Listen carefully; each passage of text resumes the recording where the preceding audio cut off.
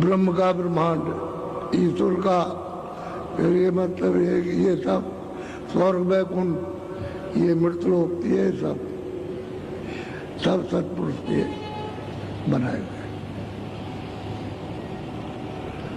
ये सत्पुरुष ब्रह्म ने नहीं बनाया, उनको तो बना बनाया मिल गया। न ईश्वर ने बनाया, उनको बना बनाया मिला।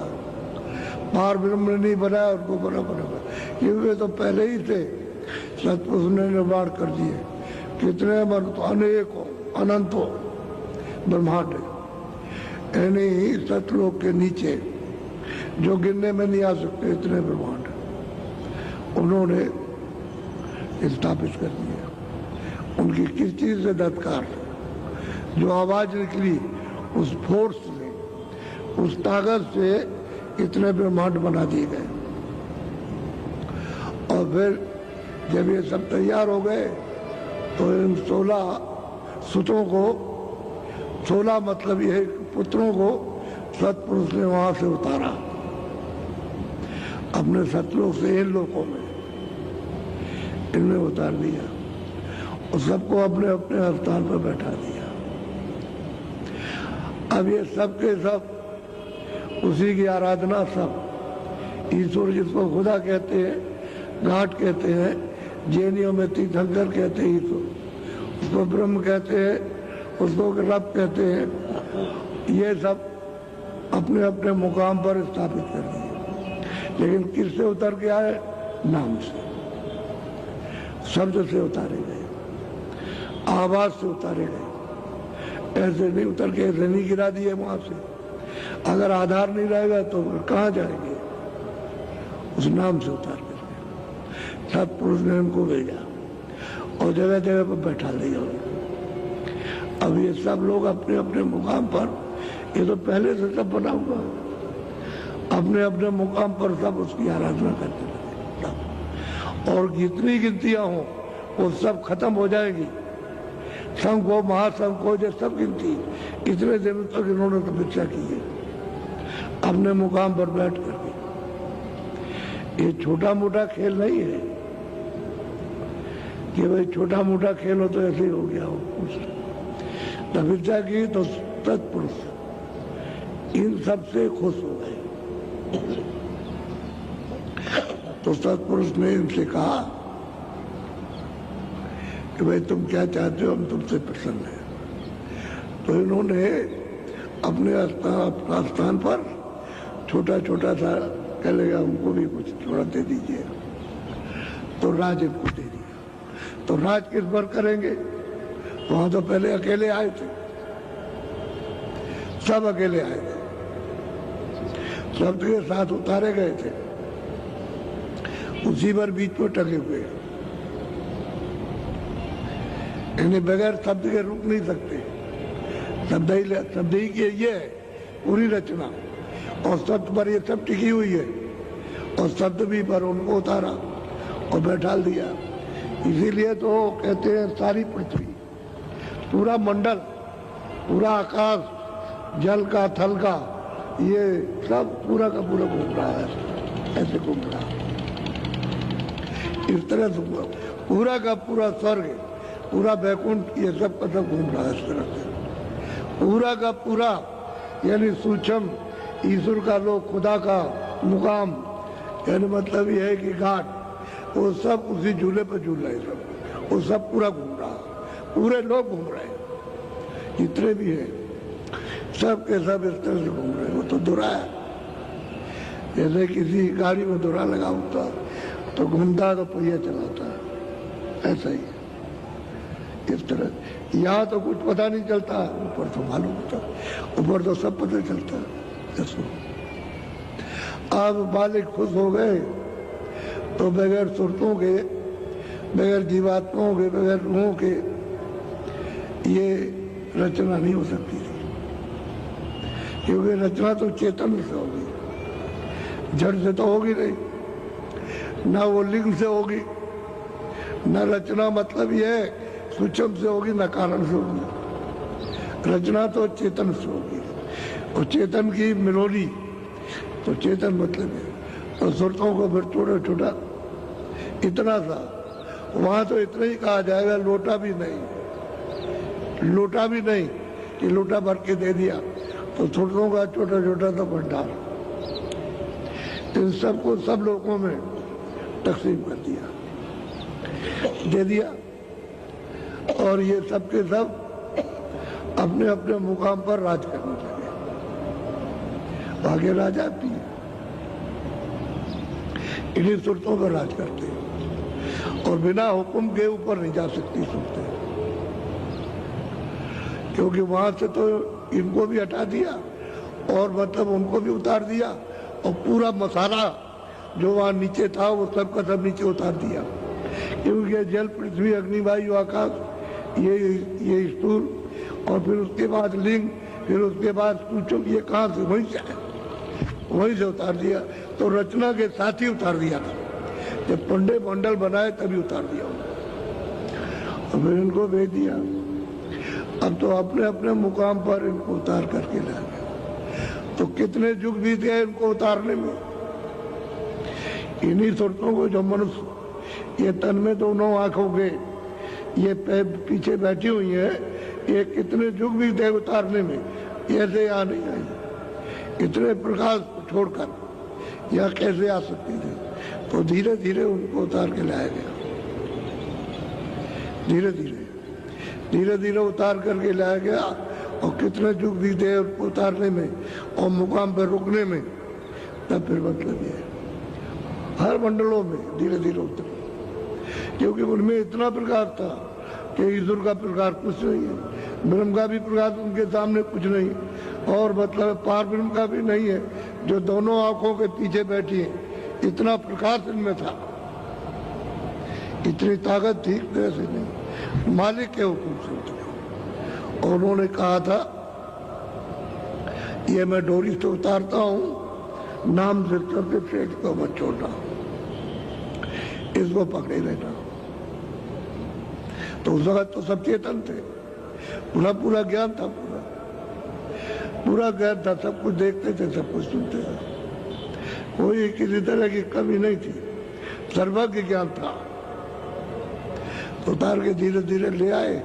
अब मालिक का हुक्म था, कौन वहां से आना चाहेगा, अरे सागर से जुदा कौन होना चाहता, उस आनंद से, उस रचना से कौन, वो तो जमीन ऊपर है, यहाँ तो है नहीं जमीन।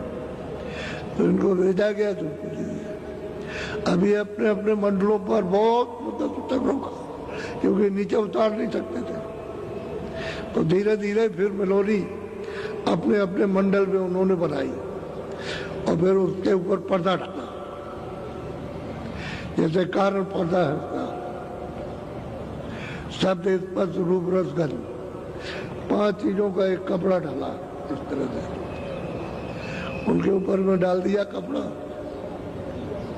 उनको मालूम नहीं हुआ कि कपड़ा डाला, तो वहां सब दिखाई दे रहा था। फिर और नीचे उतार करके ले आए, तो उन्होंने मतलब ये कि सूक्ष्म पर्दा डाला, सूक्ष्म शब्द स्पर्श रूप रसगन और मन और बुद्धि और चित्त और ये 9 तत्वों का एक कपड़ा उन्होंने डाल दिया। फिर और नीचे उतार करके ले आए, तो स्वर्ग बैकुंठ में यानी 17 तत्वों का कपड़ा, 10 इंद्रिया और रजोगुण तमोगुण सतोगुण और मन और बुद्धि और चित्त, ये 17 तत्व हो गए। 17 तत्वों का कपड़ा इस बार डाल दिया, तो वहां भी खुला हुआ था, वहां भी पूरी रचना देखते थे, ऐसा नहीं था। लेकिन जब ले आए इस 5 तत्वों के, जल पृथ्वी अग्नि वायु आकाश का जो इन्होंने ढांचा बनाया और उसमें ला करके इसको बैठाया, तब भी उनकी आंख खुली थी, तब भी कान खुले थे और सुनते थे और देखते थे। ना उनकी आंख बंद थी, ना कान बंद थे, ना नाक बंद थी, तब बैठे हुए थे। और माँ के गर्भ में जब खोल तैयार हो गया, तो उन्होंने आकर के बैठा दिया, तो पूरा उनको अंदर से बोध था, सब देखते थे, सब सुनते थे और सब सुनते थे, पूरा क्या था।